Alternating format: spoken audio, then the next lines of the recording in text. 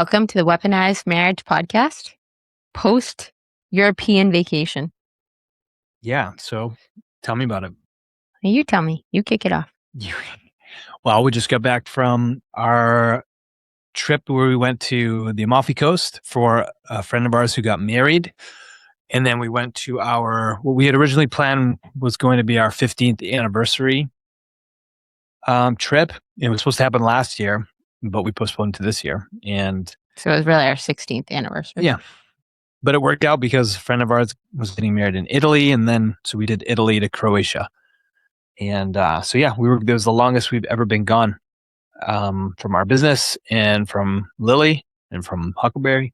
Mm-hmm. So, yeah, it was amazing. I mean, I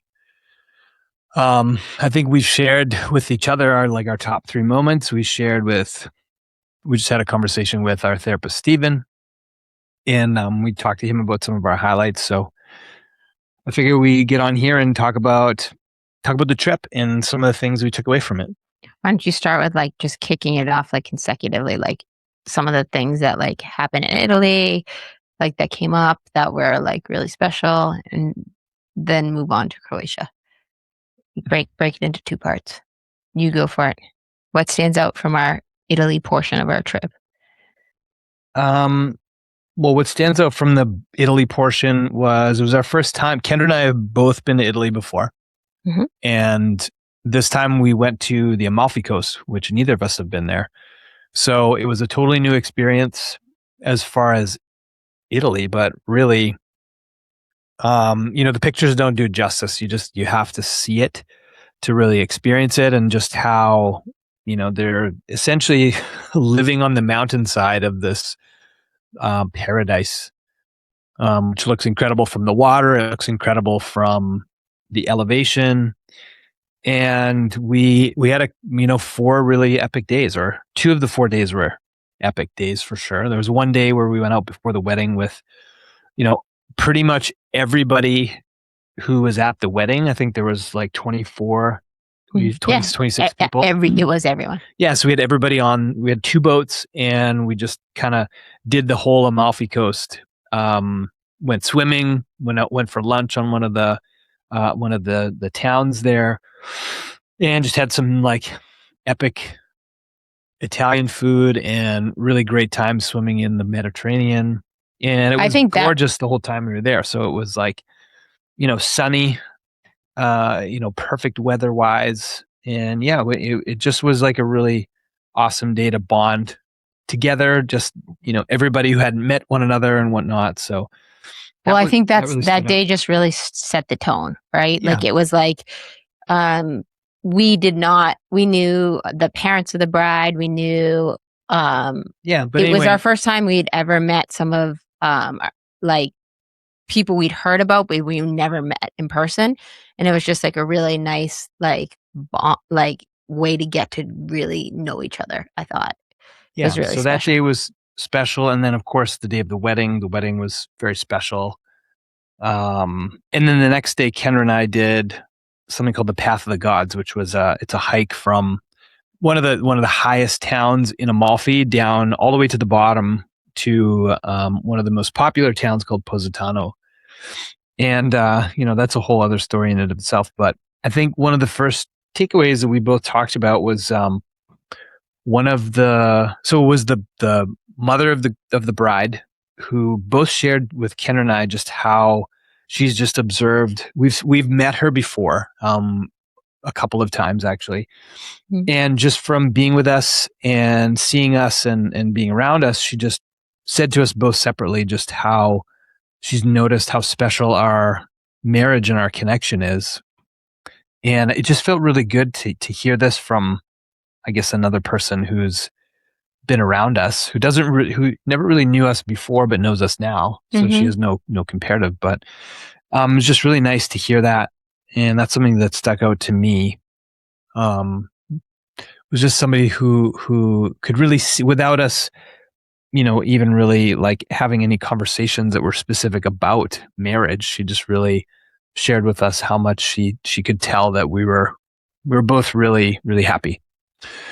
And present with each other. I think that was something that like she really like picked up on. And I thought about like, for me, it was a big moment too. I actually told Ryan about it, and then she ended up telling him herself. But it was really, really just like a special moment, because for me, when she first said that, I wanted to go kind of back into my old ways of, or patterns of like,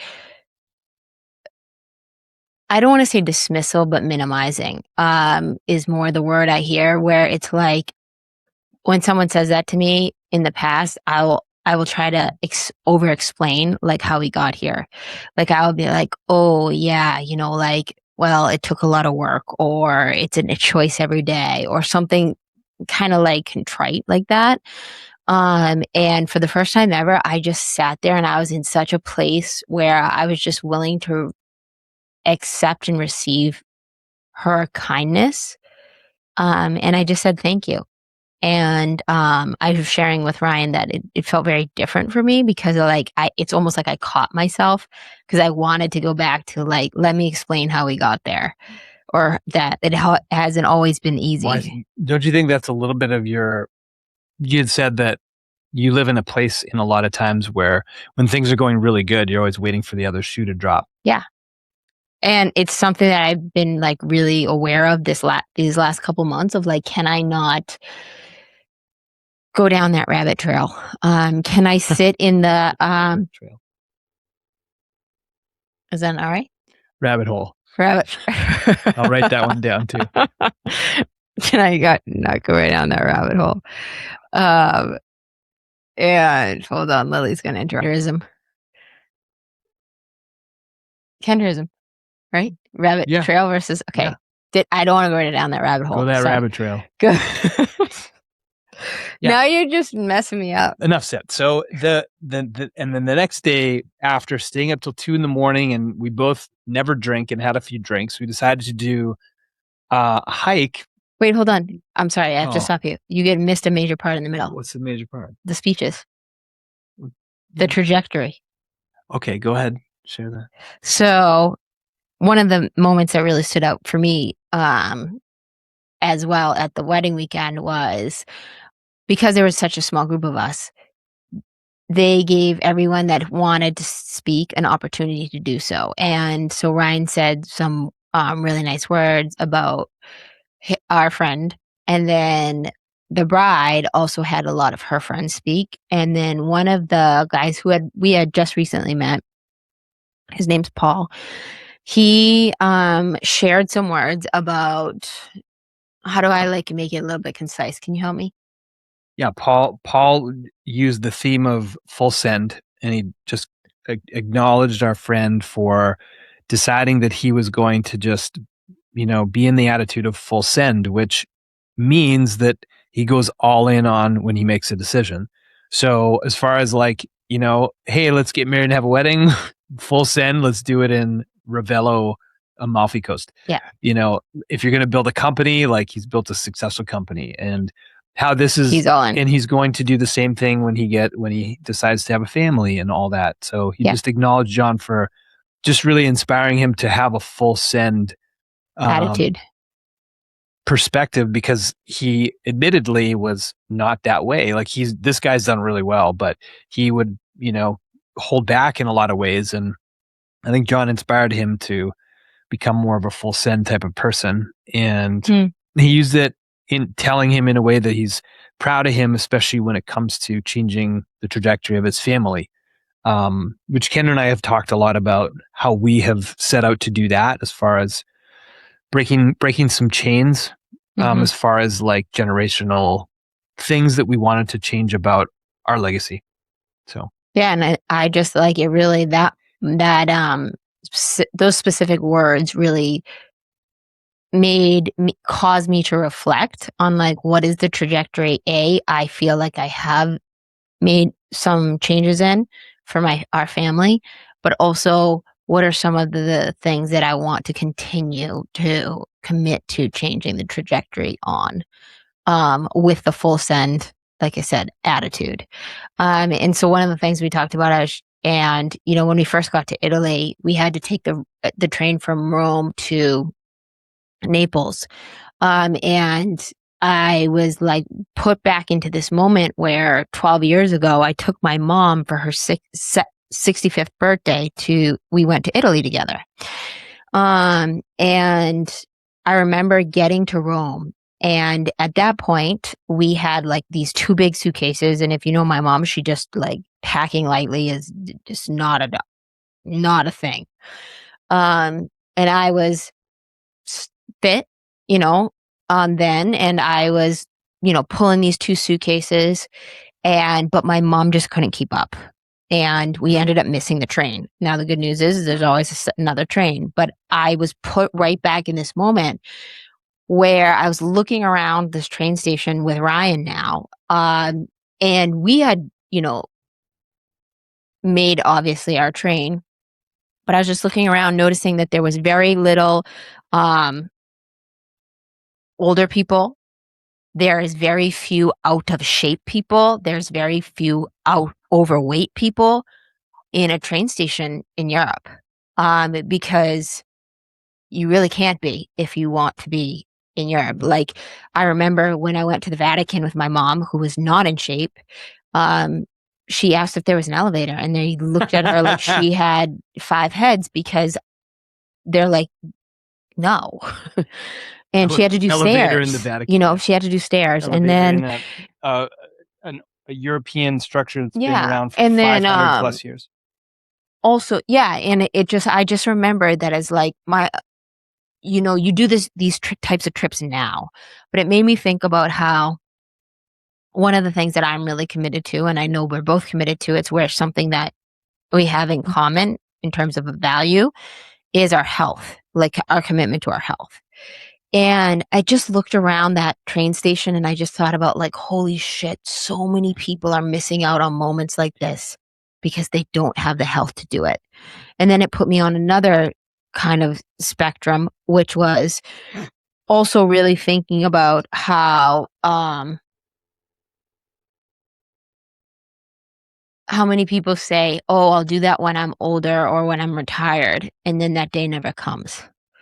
And those are 2 trajectories that if I continued the way my family has, with not prioritizing their health, not prioritizing their time, and it brought me to this story that I shared with Ryan, is that when I was a little girl, my grandmother, who was my best friend, always would tell me that she would take me to Paris when I was 16 years old. And I remember my grandmother retired about 60, I think she was about 68.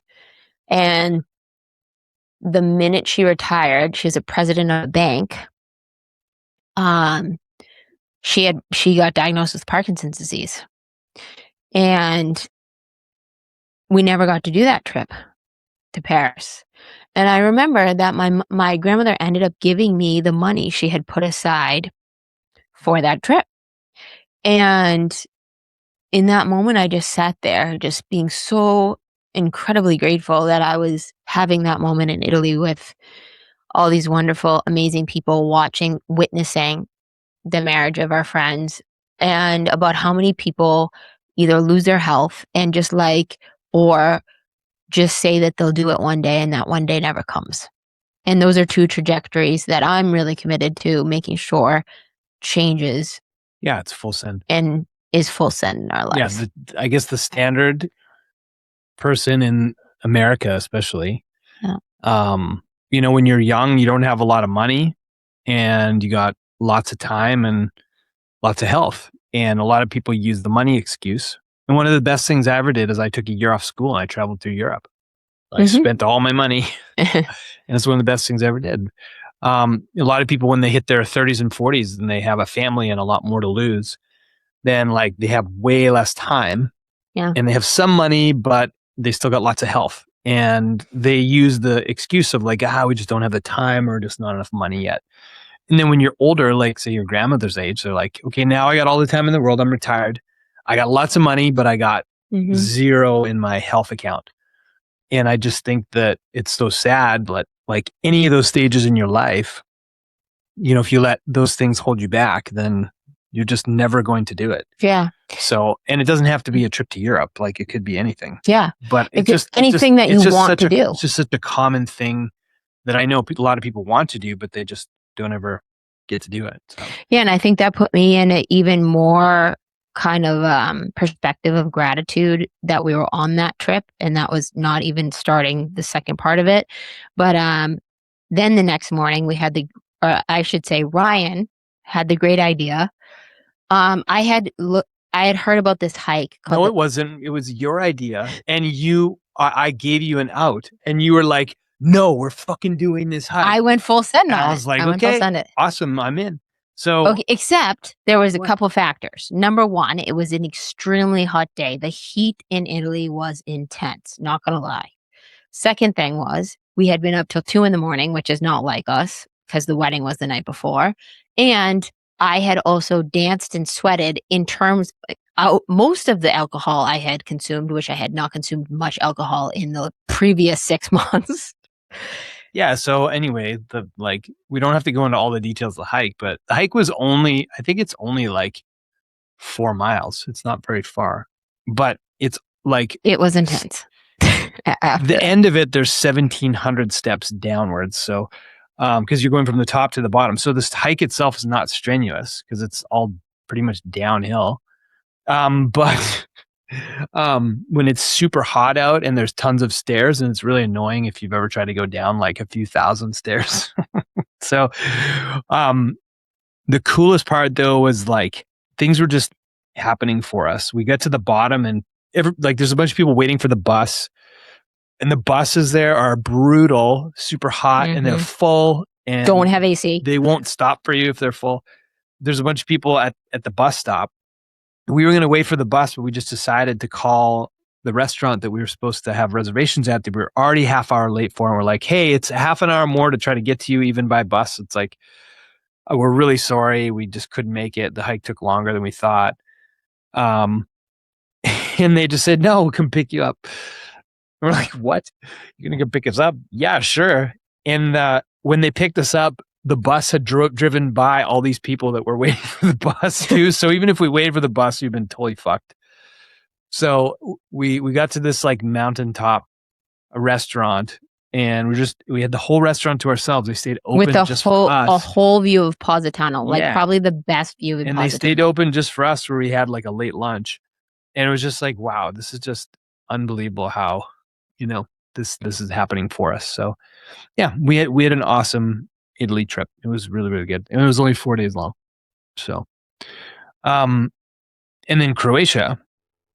So if you haven't been to Croatia, the coast of Croatia, the Dalmatian coast, looks similar to Amalfi, I would say, in some ways, that it's all like cliffside towns that drops into the water. Yeah, they're all it's very steep cliffside towns, but there's tons of islands. Like there's lots and lots of boats there. It's a very like Navy culture and boats. And we stayed in a couple of towns there. So the first town we stayed at was called Split. And from Split, we went to a town called Hvar, which is on an island of Hvar. And then we ended our trip in Dubrovnik, which all three were unique, and we won't go through like all the details of all of it. But what I will share is just one of the things that I took away from like our week in Croatia. And that was the Croatian people were probably some of my favorite people I've ever met. First of all, because their sense of humor is very similar to mine, like a little sarcastic and like joking about shit all the time. Like they're all just humorous people. Who like to drink?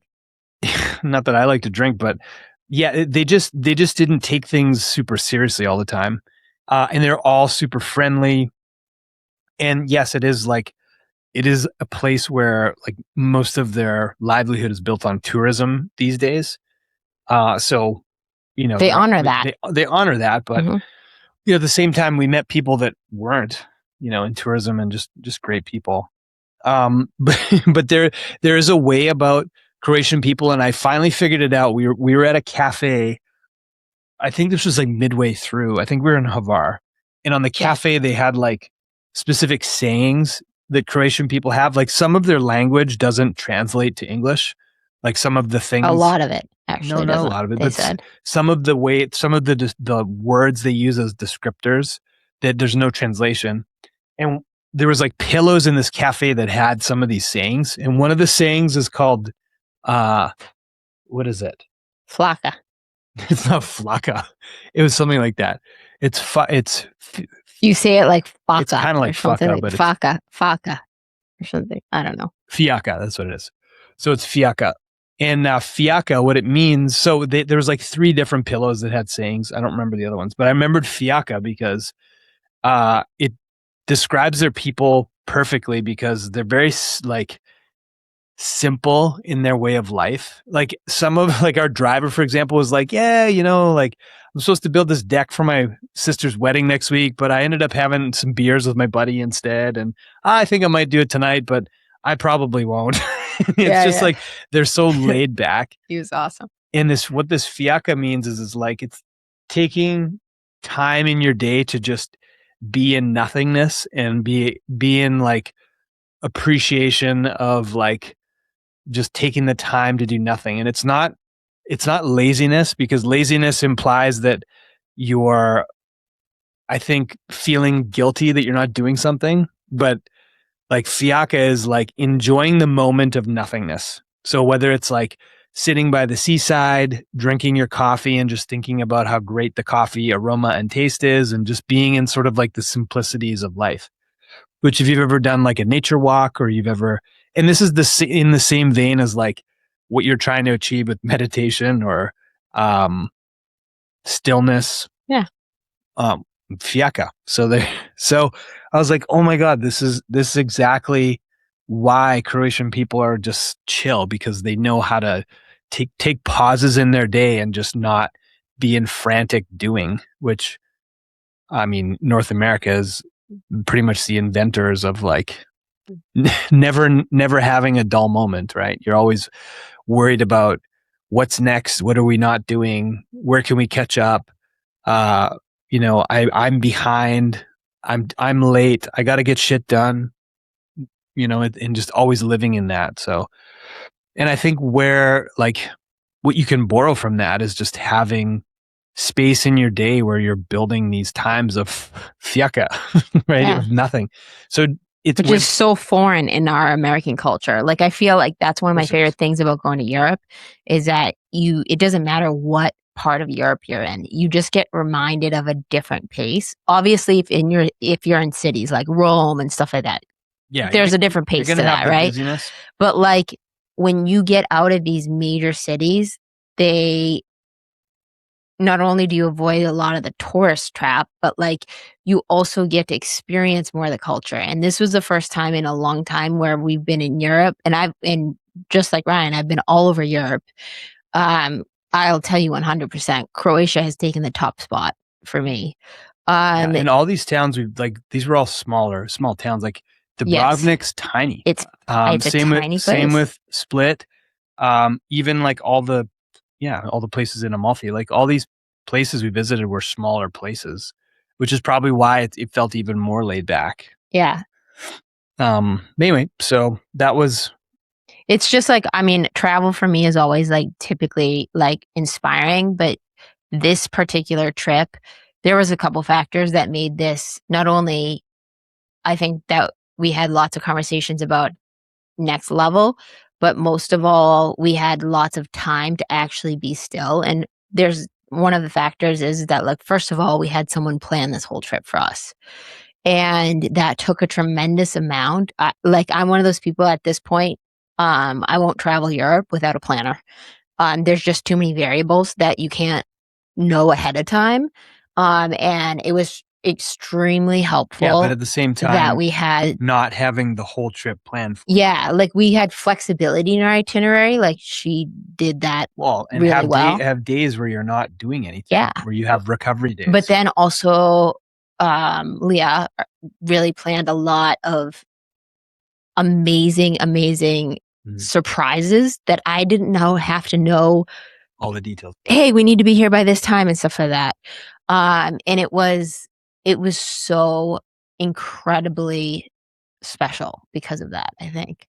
And I mean, I think my favorite thing it was hard to pick a favorite. It was hard to pick for me, Croatia wise, I had a hard time getting down to top 3, didn't you?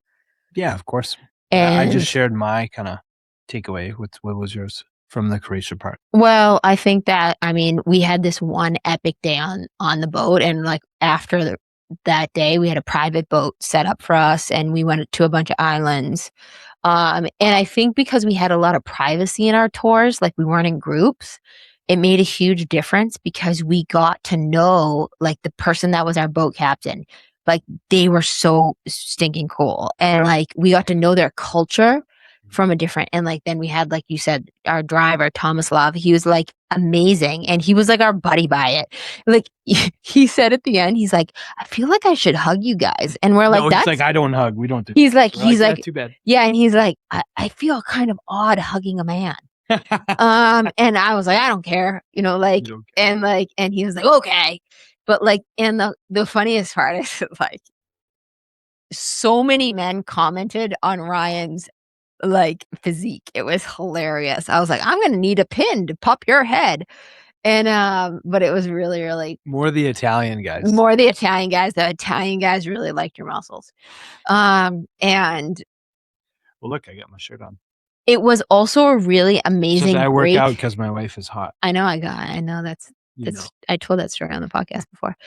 But I think that a major takeaway for me from the Croatia part, that was my favorite part, was the private boat day. Mm-hmm. Followed closely by the private oyster tasting, which was absolutely epic. But we just had so many great conversations, but the one that stands out the most that I think is worth sharing on the podcast was the one I shared also with Steven today, which was the power of goal setting and getting it out of your body and onto paper. So we were at the beach club in Hvar, and Ryan had brought his journal down. And well, 2 parts. Let me tell 2 parts first. First, when we were at the beach club, we went to a beach club in Split first. And Ryan did a journal entry for me about the gratitude for how far we've come in our marriage.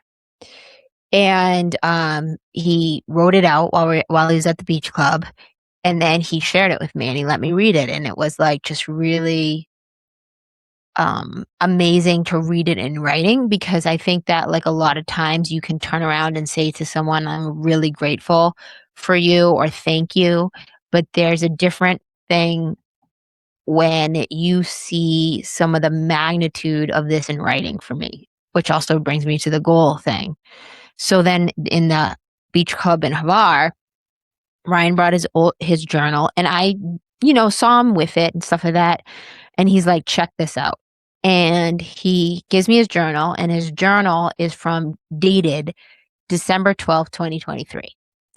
And I think it's really interesting. Did you like intentionally bring that journal with you, or did you just like grab a journal that you could write in? Yeah. Okay. So even more, it makes the story even better, I think, that you didn't really like intentionally bring it with you. And he wrote what he wanted his marriage to look like. And he showed me that part, and all of the things he had wrote were things that I think have pretty much become our reality, right? And then on the second page, he had written a bunch of goals. And the goals were like, hey, I want to do a plant medicine retreat locally. I would like to work with a therapist. And then it said 2 times per month. And this was like stuff for in our marriage that he wanted to work on. And then there was a couple other things I can't remember specifically. Stuff to work on myself. But there was a couple other goals. Yeah. And of those goals, hey Lily, come show everybody. Come here. Of those goals, I was like, holy shit. So many of these goals you have, like done. And we have done. And what was really ironic is that one of my girlfriends, we were going back and forth, and she was saying she was looking at the pictures of us on our trip, and she was like, "I can just tell how genuinely happy and present you are." And she's like, "The woman, even from you, like 3 years ago, would never have, like, been able to sit in this space." And she was just acknowledging all of the work, not only that I had done personally, that she's seen us, um, do together as well. And I was like, and I took a picture of the journal and I sent it to her because I wanted her to see that it was very interesting that she said the woman not even 3 years ago, because it was exactly 3 years that you wrote this journal entry. And so we were talking about how I just really like it showed me and reminded me. And one of our dear mentors, Bobby, talks about this, and he talks about how there's kind of like 3 steps of evol evolving, I guess is a good way to say it. I don't know how he says it, but that's how kind of how I hear it. And one of the things he talks about is how the first step is acceptance and awareness. So you need to be aware of something that you want to change, and you have to accept on where you currently are at, because that puts you to the point where then you get to go to the second phase, which is the healing phase, where you start to look at old stories or old things that are people that no longer support you, or things that no longer serve you, behaviors that no longer serve you. And then you can start to heal those things that you have now become aware of and rewrite stories. And then the final step that he talks about is then you can move into creation.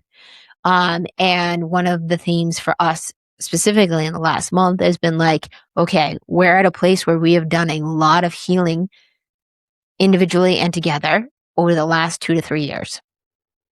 And some of the things that have helped us do that are things like plant medicine and things like therapy and consistent work with therapy, but also doing the work in between those things, right? Like it's not like we're doing that all the time. No, we're doing the work that's in between that integrates.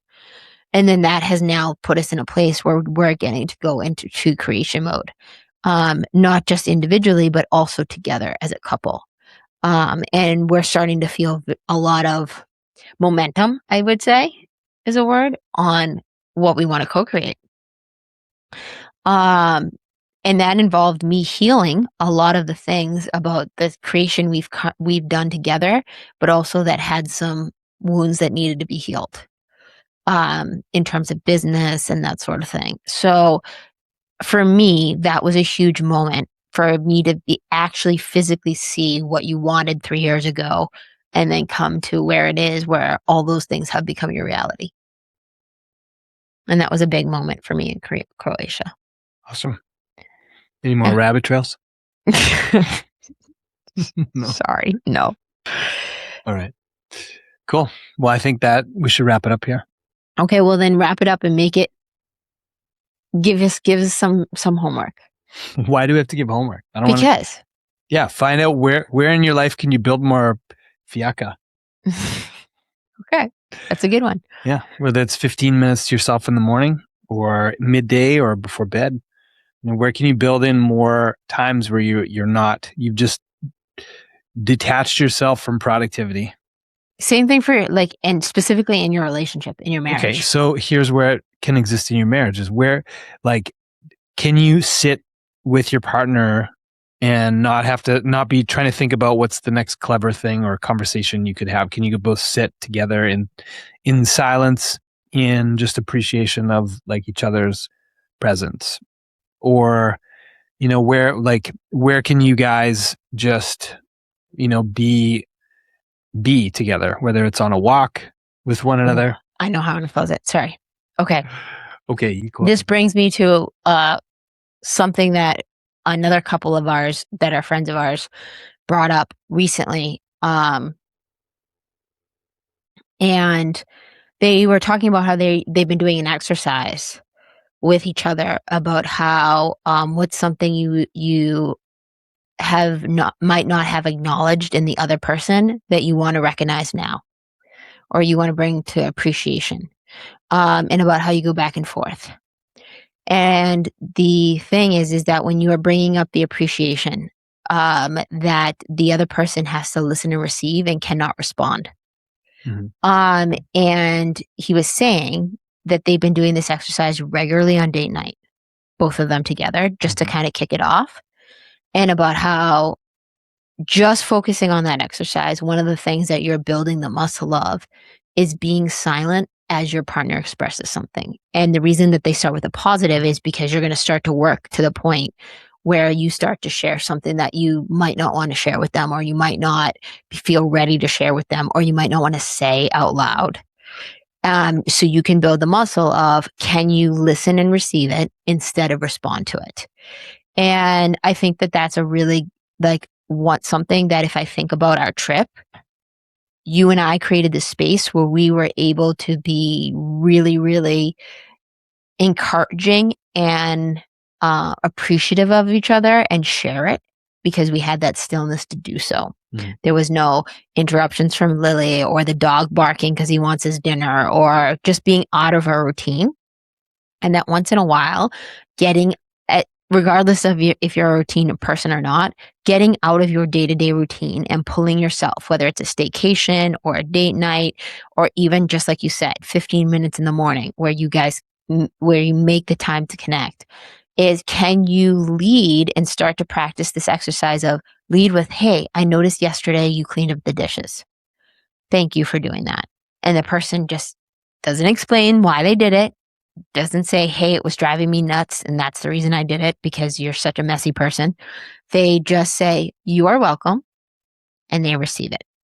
And building even those moments of silence between each other and getting comfortable with those moments of silence for that, just to land for that person, rather than being able to have to jump right back in. And it can be something really simple. It can be something small, but just starting to build in that exercise of stillness, not only for yourself as an individual, but as a couple as well, I think is really important. Okay. I like it. You like it? Yeah. Good okay, job. cool. All right. Wrap it up then. We hope you enjoyed this episode. You got some value out of it. And if you did, please share it with someone who might also do the same. And we will see you in 2 weeks. 2 weeks. On the next episode of the Weaponized Marriage. Boom. See you next time.